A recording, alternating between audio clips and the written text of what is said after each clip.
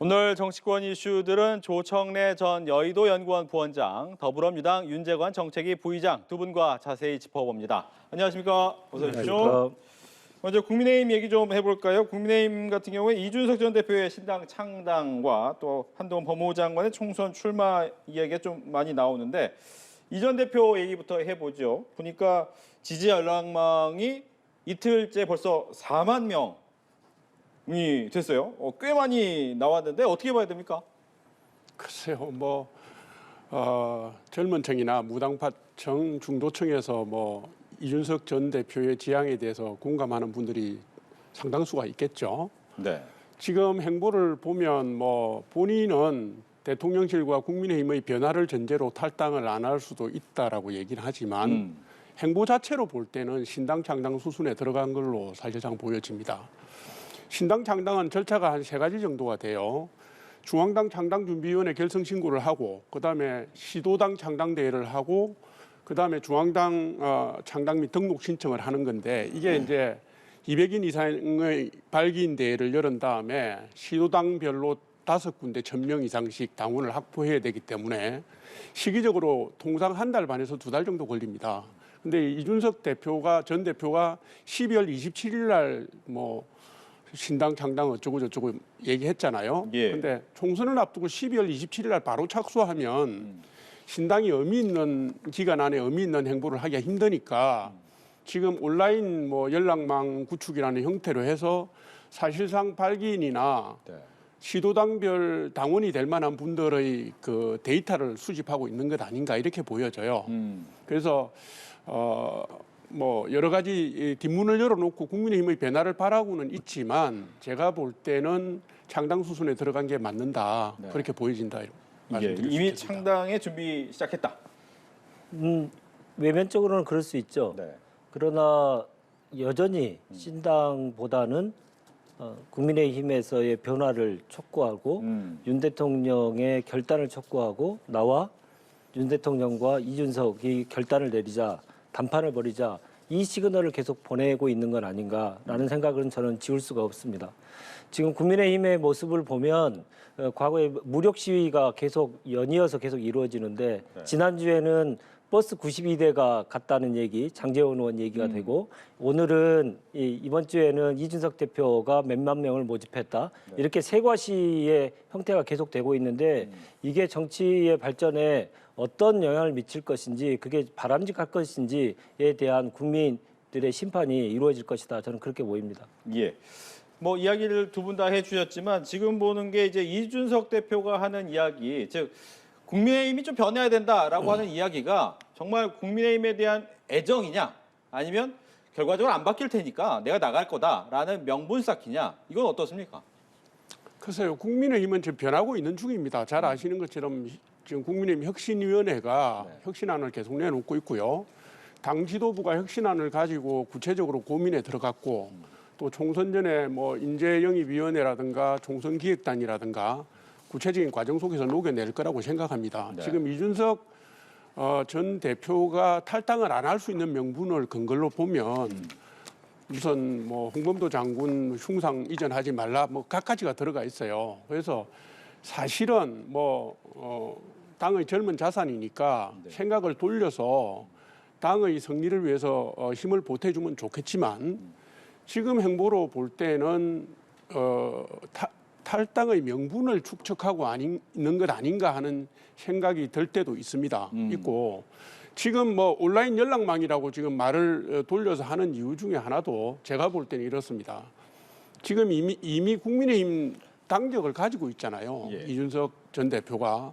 근데 국민의힘이 당적을 가지고서 신당 행보를 염두에 둔 무슨 연락망 합본이 이러는 것이 과연 적절한 행보인지 본인 스스로가 먼저 좀 돌아보고요. 네. 큰 국면에서 나라를 위해서 총선의 승리를 위해서 어떻게 기여하는 게 맞는지 자신의 입지점이라든가 지향이라든가 이런 부분을 좀 살펴보는 게 지혜가 필요한 시점이다 이렇게 봅니다. 예. 애정보다 이제 명분 쌓기다라고 보셨어요. 네, 그런 측면도 어떻습니까? 명분 쌓기가 아니고 실질적으로 계속 계속 용산에 시그널을 계속 보내고 있습니다. 내 얘기를 좀 들어달라. 내 얘기를 들어달라. 그리고 당신들도 내가 필요하지 않느냐. 내가 만약에 나가서 성공하게 되면 개헌과 관련된 저지선 100석도 하기도 힘들고 200석 이상을 야당이 차지하게 되면 탄핵도 될 수 있는 거 아니냐. 그래서 정권이 매우 위험한 거 아니냐. 그러니까 나를 빨리 택해라. 그리고 나에게 정권을 달라. 이 얘기를 계속 하고 있는 것으로 저는 보입니다. 지금 이준석 대표가 워딩을 보면 어제 오늘의 워딩을 보면 밀당을 하고 있다라고 하는 게 여실히 보이지 않습니까?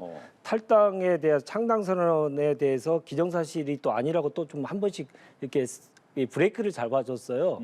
그 얘기는 언제든지 내가 국민의힘에서도 어떻게 다시 시작할 수 있다라고 하는 가능성을 계속 열어둬가지고 밀당을 계속 지금 하고 있는 건데 용산의 반응은 상당히 없겠죠. 그래서 결국은 이준석 대표가 떠밀려 형태로 나가서 신당을 창당하는 형태가 되지 않을까 싶고 그럴 경우에는 본인도 잘 알 겁니다. 이런 식으로 신당을 창당했다가는 창당할 때는 좋으나 점점 가면 갈수록 용지삼이가 될 것이고 한계가 계속 드러나서 찻잔 속의 태풍에 그칠 수밖에 없지 않을까라는 생각을 많이 하고 있지 않나 이렇게 보입니다. 네. 그 와중에 국민의 입장에서는 한동훈 장관의 출마설. 근데 최근 행보를 보니까 이미 출마의 의지가 좀 굳어진 거 아닌가라는 생각이 드는 대목도 있는데 어떻게 보십니까? 예, 대중적 행보를 법무부 장관으로서 허락된 범위 내에서 하고 있는 것 같아요. 네. 그러니까 이제 해석하기에 따라서는 정치적 행보를 시작했다 이렇게 보여질 수도 있습니다. 그리고 내년 총선은 윤석열 정부로 보나 국민의힘으로 보나 반드시 이겨야 되는 선거거든요. 그러니까 가용한 모든 자원을 다 투입을 해야 되는데 잘 아시는 것처럼 한동훈 장관은 뭐 국민들에게 서타성도 있고요. 예. 그다음에 메시지 파급력도 굉장합니다. 그래서 국민의힘에 입당을 한다면 국민의힘의 중요한 자산이 될 수 있는 분이기 때문에 제가 볼 때는 어떤 식으로든지 등판을 돕고 등원을 시켜야 될 거다 이렇게 봅니다. 예, 여기에 대한 얘기 듣겠습니다. 아니 국무위원 월급 받으면서 지금 뭐 하는 겁니까? 아니, 정치를 할 거면 정치를 하십시오. 깨끗하게 그만두고 정치를 하면 되는 거죠. 법무부 장관이 지방행사 행차를 이렇게 자주 하고 지방행차가 그냥 그 업무상의 지방행차도 아니고 대권 후보 그리고 총선 후보 그리고 정치인의 행보를 계속하면서 국가에서 녹을 먹고 이러면 이건 잘못된 거 아닙니까? 그리고 한 번도 아니고요. 뭐 울산도 간다, 대전도 간다 계속 이렇게 할 건데 아니 할 거면 정치할 거면 깨끗하게 하십시오. 이런 식으로 정치한다고 뜸을 들이면서 전국 다니면서 세과시나 하고 있고 그게 무슨 새로운 정치입니까? 아주 구닥다리 정치고 자기의 지위를 이용해서 정치에 진입하기 위한 수순을 계속 놓고 있는 건데 정말 바람직스럽지도 않고 쿨하지도 않습니다.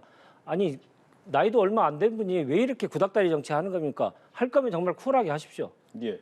그러면 이렇게 하나 더 질문 드릴게요. 지금 민주당에서 오히려 이렇게 한동훈 장관에 대해서 이야기를 해주면 해줄수록 인지도가 더 높아지는 거 아닙니까? 아니 그 시기는 이미 지났습니다. 예, 본인이 오히려 지금 본인의 배우자까지 이 공개를 하면서 사실상 공개를 하면서 지금 정치인 행보를 계속 하고 있기 때문에 예. 그 정치인 행보에 대한 국민들의 비판, 평가 이런 것들은 가감없이 이제 전달이 돼야 될 거라고 생각합니다. 예. 이완 혁신위원장 같은 경우에는 한동훈 장관의 등판에 대해서 좀 호의적이에요. 이유가 있을까요? 아니 뭐 저도 아까 말씀드렸다시피 네. 국민의힘의 입장에서. 대다수 구성원들은 호의적일 겁니다. 그리고 이제 잘 아시는 것처럼 법무부 장관으로서 국회에서 뭐 대정부 질문이나 이런 과정을 통해서 혹은 뭐 약식 간이 기자회견을 통해서 명확한 메시지를 전달해 왔고요. 그게 이제 국민의힘이 지향하는 전국 운영의 철학이나 정책과 맞아떨어지기도 하고요. 예. 또 실제로 많은 국민들이 이분에게 환호를 보내고 있고 이분의 새로운 정치에 기대를 걸고 있는 게 사실이지 않습니까? 혁신위가 국민의힘을 혁신하고자 하는 방향과 한동훈 장관이 국민들에게 보이고 있는 이미지나 메시지가 저는 크게 다르지 않다고 봅니다. 당연히 인유한 혁신위원장이 반색을 할 수밖에 없다 이렇게 보는 그렇다면 것입니다. 지금 한동훈 장관이 결과적으로 총선에 나올 것이다. 두 분은 같은 생각을 하시는 것 같은데 네. 그렇다면 어떤 식으로 나올 것이냐. 예를 들면 정말 박빙 지역에 가서 힘을 좀 실어주는 역할을 해야 되느냐. 아니면 비례대표를 가야 될 것이냐. 여러 가지 좀 롤이 있을 것 같은데 어떤 예상을 좀 하시는지요? 비례대표로 출마를 하는 것은 지금 현실 그 선거제 하에서는 가능하지가 않습니다. 아하. 지금 준연동형 비례대표제가 네. 잘 아시는 것처럼 민주당이 입장을 안 내고 있어서 지금 국회에서 논의가 진전이 안 되고 있잖아요. 그렇죠. 그 이유는 뭐 당연합니다. 조국이라든가 송영길 전 대표 같은 분들이 지금 비례대표 신당 얘기를 하고 있잖아요. 그러니까 준연동형 비례대표제를 그대로 두고 위성정당 방지 법안 만들자는 게 민주당의 지금까지 나오고 있는 입장이에요. 그러면 현행 제도로 가면은 국민의힘의 간판으로 한동훈 장관이 총선에 뛰어든다고 하더라도 뛸 수 없다란 얘기잖아요.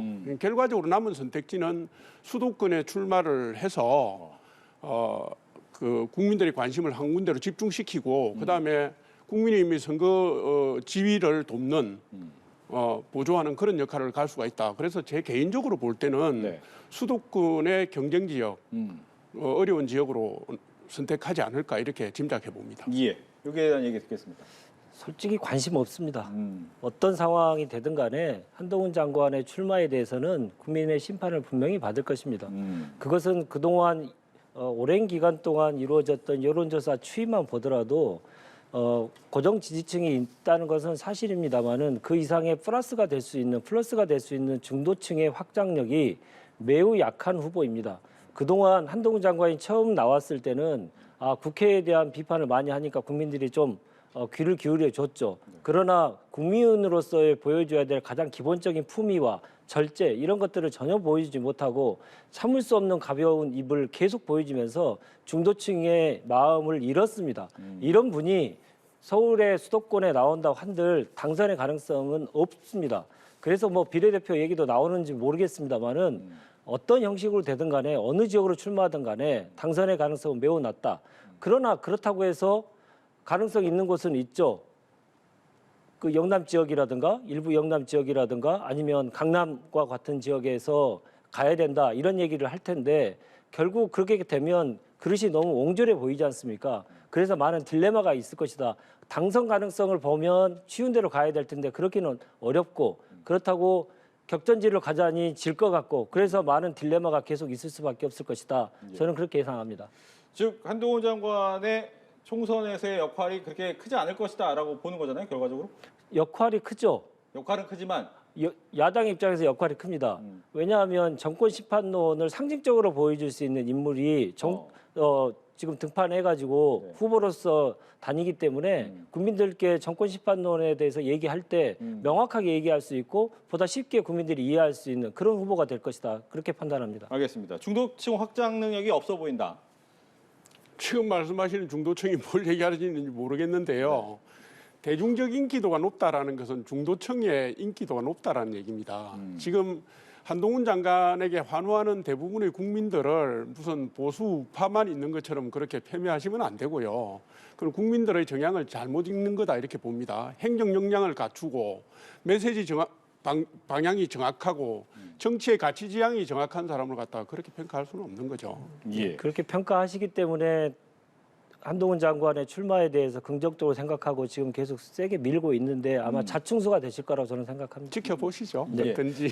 근데 여기서 궁금한 게 생겼어요. 지금 보면 이제 한동훈 장관이라는 어떻게 보면 인기 있는 사람에 대해서 관심을 갖고 있는 부분이 과연 선거에는 어떤 영향을 미칠 것인가라는 부분인데 이런 사람이 민주당에도 있잖아요. 조국 전 장관 같은 경우에도 굉장히 많은 사람들이 관심이 갖고 있는데 만약 그분이 출마하는 것은 그러면 어떤 영향입니까? 민주당에 입당도 하지 않은 상태고 민주당에 한 번도 몸담아 본 적이 없는 분입니다. 네. 지금 이제 여러 가지 신당의 얘기 나오기 때문에 조국 신당도 함께 야당 측에서도 신당의 얘기를 하기 위해서 지금 여러 가지 끼워 맞추는 것 같은데요. 예, 조국 신당에 관련돼서 아직 결정된 바가 없기 때문에 네. 제가 여기서 코멘트하는 것은 적절치 않아 보입니다. 그래도 여기 함께 또 여쭤볼게요. 조국 신당이나 뭐 송영길 전 대표 같은 경우에도 이제 이번 선거에 좀 힘을 쓸 생각을 하고 있는 것 같은데 그 부분에 대해서 어떤 생각을 갖고 계신지? 아니 범죄의 혐의자 연합 아닙니까? 예를 들어서 조국 전 장관 얘기하겠습니다. 뭐 비법률적 명예회복이라는 말씀을 쓰셨던데 평생을 법률학자로 살아오신 분 그리고 민정수석도 하시고 법무부 장관도 하신 분이 재판을 받고 있는 1심에서 유죄 판결을 받고 재판을 받고 있는 와중에 비법률적 무슨 명예회복을 얘기하는 게 말이 됩니까? 우리 국민들이 다 바보가 아닙니다. 그거 다 이해하고 있는 거고요. 송영길 전 대표도 마찬가지입니다. 지금 뭐 돈봉투 사건으로 해서 본인의 명예는 물론이고 민주당까지 수렁에 빠뜨려 놓고 저런 식으로 정치적으로 활로를 찾아 나가는 게 누구를 위한 정치를 하겠다는 건지 그게 무슨 국민들한테 소구력이 있겠습니까? 저는 파급력이 전혀 없다고 봅니다. 예. 국민의힘 한 가지만 더 하겠습니다. 이준석 전 대표 같은 경우에는 한동훈 장관에 대해서 언젠가 경쟁자가 될 수 있을 것이다라고 얘기를 했어요. 견제하는 겁니까? 저는 견제 상대가 아니라고 봅니다. 이준석 전 대표는 만약에 신당을 하더라도 네. 가치 지향이 뭔지, 뭐를 위해서 정치를 할 것인지, 정치 세력은 누구와 함께 할 것이며 지역 기반은 있는지 등등 검증된 게 아무것도 없습니다. 그렇기 때문에 지금 이준석 전 대표가 무슨 등판하지도 않은 한동훈 현 장관을 견제할 모양도 되지도 않고요. 다음 선거는 사실은 민주당하고 국민의힘이 격돌을 하게 되면 제3지대가 급격히 줄어들 겁니다. 따라서 한동훈 장관이나 뭐 이준석 대표의 관계가 중요한 게 아니라 거대 야당의 입법 독주를 견제할 수 있는 네. 그런 인물로서의 상징성이 있기 때문에 제가 볼 때는 한동훈 장관과 이재명 대표의 대항 구도가 될 것이다. 예. 그러니까 이게 이준석 대표의 경우에는요, 자신이 하고자 하는 신당이 국민의힘의 지지 기반을 파먹을 수도 있습니다. 그것은 즉 이재명 대표의 민주당을 이롭게 하는 거 아니겠습니까? 제가 볼 때는 이준석 대표가 지금 자꾸 그렇게 무슨 메시지 파급력을 가지고 그 언론 보도의 중심에 서려고 할 게 아니라 네. 자신이 지금 어떤 행보를 하고 있는지 어느 정치적 입장에 서 있는지를 성찰하는 게 필요하다 이렇게 봅니다. 예. 그럼 이렇게 질문 드릴게요. 이준석 대표가 새롭게 당을 만들면 네, 잠깐 이야기를 하셨지만 국민의힘의 지지율은 뺏어갈 게 어느 정도 분명하잖아요. 그렇습니다. 민주당의 지지율에 대해서는 영향이 없습니까? 일부 있는 것으로 여론조사는 나오고 있습니다만은 그것은 선거 과정까지 보면 어떤 결과가 나올지는 아무도 모르는 겁니다. 그러니까 자꾸 이제 민심과 관련돼서 예상을 하시는 분들이 사실은 민심의 변화 그리고 그 과정 속에서 정치 세력들이 어떤 주장과 어떤 활동을 할 것이냐에 대한 변수를 상당히 간과하시는 것 같은데요. 대한민국의 최근의 선거를 보면 정치 세력에 대한 냉혹한 국민들의 평가가 이루어지고 있지 않습니까? 국민들은 계속 지켜보실 것이고 거기에 따르는 결과가 나올 것이라고 생각하는데 결국 이준석 신당도 처음에 시작은 매우 창대했으나 마지막은 아주 힘들게 마무리하지 않을까라는 생각을 저는 지울 수 없습니다. 알겠습니다. 이제 민주당 이야기로 넘어가겠습니다. 민주당 같은 경우에는 비명계 움직임이 요즘에 좀 많아요. 근데 대표적인 비명계 의원이 이상민 의원. 안에 있는 그 모임에 들어가지 않았어요. 네. 모임에 들어가지 않았지만 발언 점점 세지고 있어요. 네. 근데 보니까 이제 거의 국민의힘 들어간 거 아니냐 이런 얘기도 나오는데 어떻게 봐야 됩니까? 아니 본인 발언에 대해서 네. 좀 부끄러운 줄을 좀 아셔야 될 텐데 민주당에서 그렇게 오랫동안 사선 오선을 하셨던 분이 민주당의 공천을 받기 어려운 상황이 되고 다음에 다시 한번 국회의원에 도전하기 위해서 본인이 불리한 상황이 되니까 같이 함께했던 동지들에게 씻을 수 없는 모욕감을 주는 발언들을 좀 계속 하시는데 처음부터 이런 얘기들이 많이 있었지 않습니까? 이상민 의원은 유쾌한 결별을 해야 된다느니 이런 얘기를 계속 하시면서 당의 분란만 계속 하시는데 빨리 입장 정리하시고 빨리 본인의 길로 가시는 게 맞다. 저는 그렇게 생각합니다. 그 의미는 국민의힘으로 가도 본인 입으로 지금 국민의힘 얘기를 계속 하고 계시지 않습니까? 네. 이런 정치가 아주 구닥다리 정치고 정말 없어져야 될 정치 아닙니까? 선거 앞두고 정당을 바꾸는 정치, 그게 21세기의 대한민국의 정치 발전에 무슨 도움이 되겠습니까? 네. 국민의힘 입장에서는 어떻습니까? 이재명의 반대 입장에 있는 이상민 의원이 만약 국민의힘으로 입당을 하게 된다. 그야 당 지도부에서 판단을 하겠죠. 근데 이제 이게 지금 민주당이 그 소속 의원을 한 방향으로 계속 내몰다 보니까 지금 터진 사건 아닙니까? 이게 이제 민주당의 현재 모습을 상징적으로 보여주는 건데요.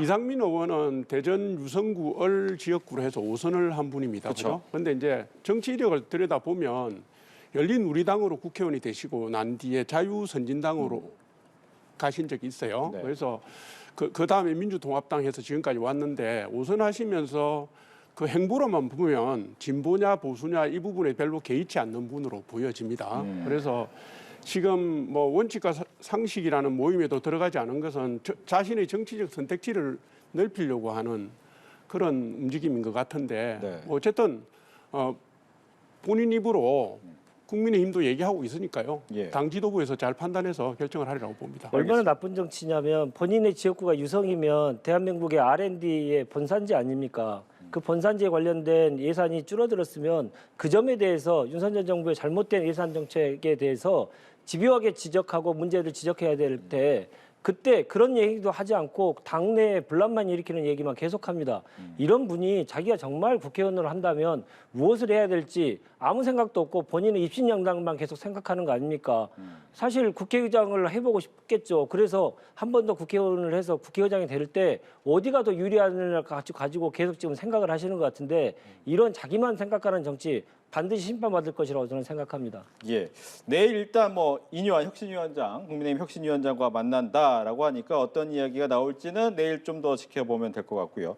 또 하나 얘기가 이 원칙과 상식이란 뭐입니다. 앞서 이제 이준석 전 대표가 애정이냐 명분 쌓기냐라는 얘기를 해드렸는데 네. 여기도 약간 같은 얘기예요.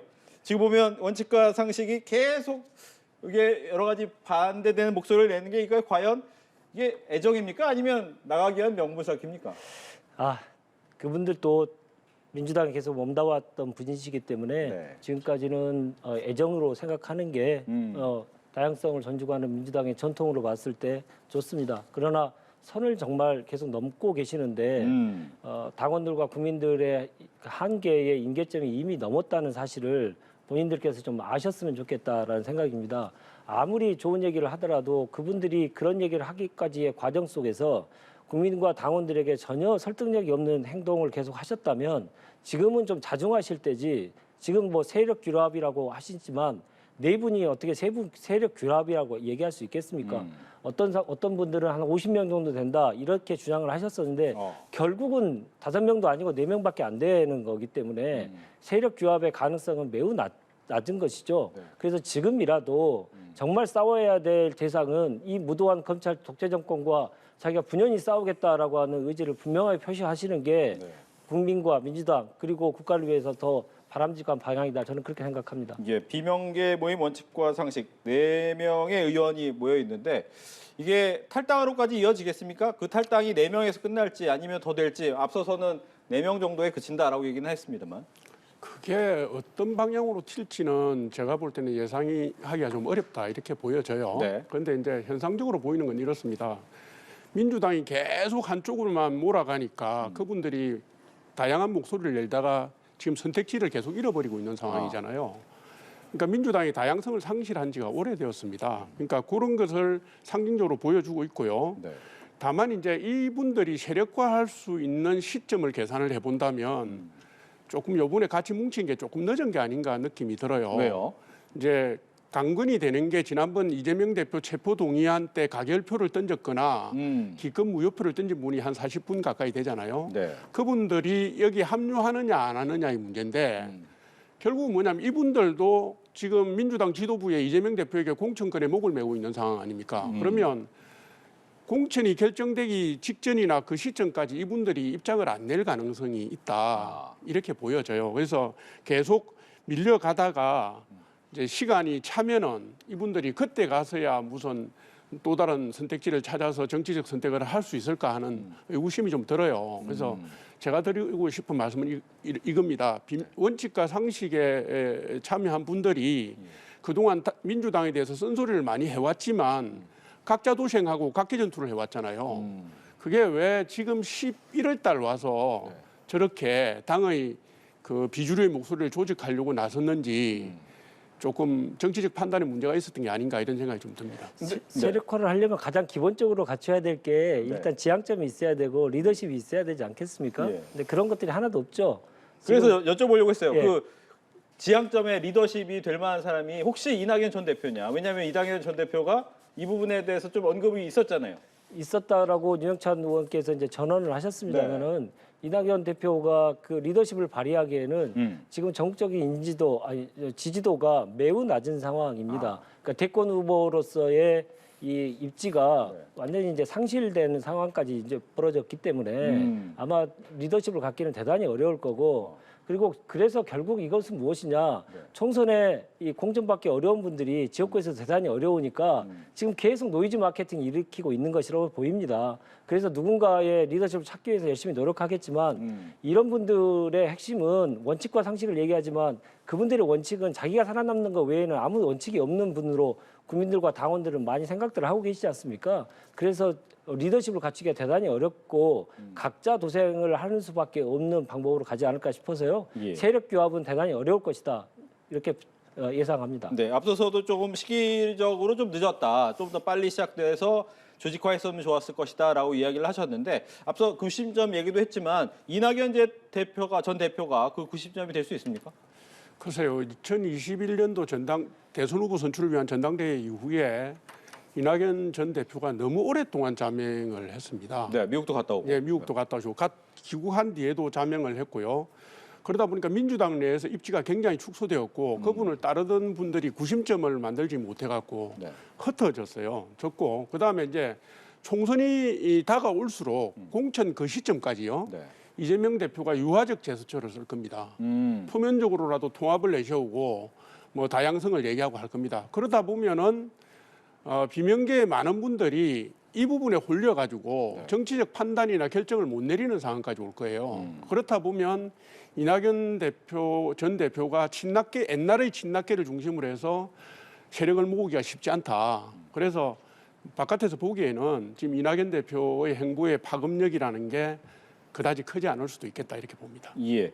민주당 같은 경우에는 또 하나 논란을 일으킨 게 있었습니다. 현수막 문구 관련해서 뭐 결국 공식 사과는 했습니다만 이걸 어떻게 좀 봐야 될까요? 청년층의 마음은 좀 잡고 싶은 부분이 있었는데 이 부분이 좀 방향을 잘못 잡은 겁니까? 잘못 잡은 거죠. 네. 네, 잘못 잡았고 그동안 첫 해명할 때 네. 업체의 이 탓으로 돌린 것은 민주당답지 못한 행위였기 때문에 잘못된 것입니다. 그리고 그 잘못된 것을 조기에 그리고 빠른 시간 내에 사무총장 이 당무 업무를 총괄하고 있는 사무총장이 공식 사과하면서 네. 민주당다운 모습으로 사과를 했다 저는 생각합니다. 지금 행정전산망이 먹통이 돼가지고 3일 동안 전 국민이 이렇게 큰 혼란을 겪은 상황에서도 네. 그걸 총책임하고 있는 이상민 장관은 지금 공식 사과도 지금 안 하고 있는 상태입니다.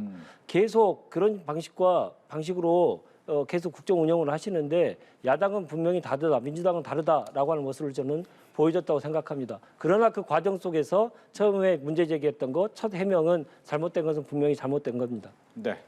아니 뭐 민주당이 잘못한 거 반성하시면서 왜 갑자기 행정전산망까지 집어넣으십니까? 뭐 그거는 그거대로 따로 얘기를 하면 되죠. 이게 이제 문제가 불거지기 며칠 전에 언론에 문구가 다 나왔었습니다. 네. 저도 신문에서 그걸 봤어요. 그런데 통상 정당의 현수막이라는 것은 정당의 정책이나 입장을 홍보하거나 혹은 국민의 마음을 대변하는 걸 써야 되는데 제가 그 언론에서 그걸 보면서 이게 뭐지 이런 생각이 들었습니다. 네. 이게 무슨 민주당의 지향성을 드러낸 것도 아니고 그다음에 청년층들의 무슨 마음을 대변한 것도 아니고 이 사람들이 뭔가에 잘못된 프레임에 빠졌구나 이런 생각이 들었고요. 현수막의 컬러도 현란하게 짝이 없었습니다. 뭐 그걸 다양한 색깔이라고 했는지 모르지만 어쨌든 그렇게 봤고요. 문제는 이게 이제 문제가 되기 전까지 그 당의 홍보 결정 라인에 있는 분들 중에 한 분도 그 문제점을 인지하고 적시하지 못했다는 지금 민주당의 시스템의 문제가 있고요. 그다음에 아까 말씀하신 것처럼 문제가 불거지자마자 홍보 대행업체에서 한 거다 뭐 이런 식으로 해가지고 빠져나가기 남탓하기 했잖아요. 이게 사실 국민들이 제일 싫어하는 겁니다. 그러니까 뭐 현수막 하나 가지고 길게 얘기하기는 그렇지만 네. 민주당의 지금 체제가 국민의 마음을 잃는 감수성에 고장이 난 거 아니냐. 그래서 이런 부분은 한번 고장이 나면 쉽게 안 고쳐집니다. 예. 제가 볼 때는 상당히 후유증이 오래 갈 거다 이렇게 봅니다. 시간이 다 됐기 때문에 앞서서 이제 행안부의 전산망 얘기에 대해서 이제 사과해야 된다라는 지적이 있었기 때문에 거기에 대해서 짧게 이야기 듣고 끝내도록 하겠습니다. 뭐 디지털 재난인 거는 맞습니다. 이게 그 디지털 서비스가 중단될 수 있다는 문제의식이 그간에 좀 부족했다. 그다음에 문제가 발생했을 때 재난 대응 매뉴얼도 좀 문제가 있었던 것 같고요. 그다음에 중단된 이후에 정부 대처도 좀 미흡한 점이 있었다고 봅니다. 이번에 이제 한덕수 총리가 사과도 하고 그다음에 전반적인 점검을 하고 있으니까 안전한 미는 시스템 구축이 될 거다. 네. 기다리고 있습니다. 디지털 강국에서 아날로그 정부의 모습을 보이고 나서 부끄러운 줄 모르는 것 같아서 그리고 지금 원인도 못 찾고 있지 않습니까? 지금 이 사태를 간단히 보시면 안 될 거라고 저는 생각합니다. 알겠습니다. 이렇게 해서 오늘 정치권 이슈 윤재관 정책위 부의장 그리고 조청래 전 여의도 연구원 부원장 두 분과 함께했습니다. 오늘 얘기 잘 들었습니다. 감사합니다.